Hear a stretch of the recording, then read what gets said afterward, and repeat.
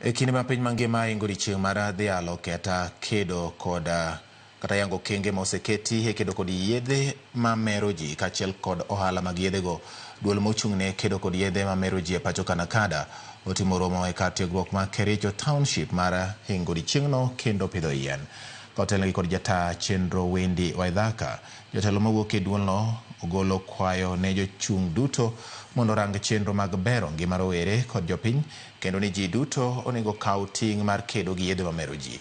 Korka kore jagoro mar riwruok kuonde tiegruok Shadrack Tanui oyango ni kwan mag rowere mariwore gi kuonde tiegruok igeno ni biro medore kowuok 700,000 nyaka 2,000,000 kachop giko higani kendo ni nitie dwaro mar chwalo puonj ne rowere ewi tiyo kod yedhe mamero ji.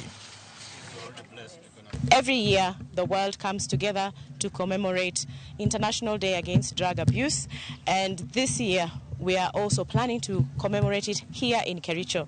So we came together as representing both government and non-government institutions.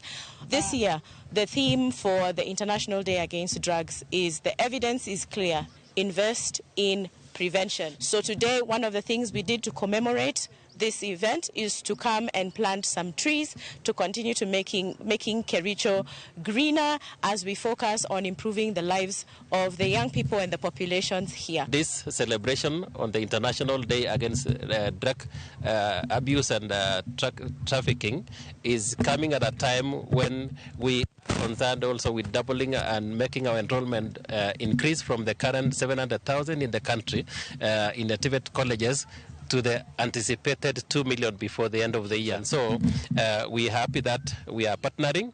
We are joining in this incredible journey of ensuring actually that our youths are free from drugs in our institutions.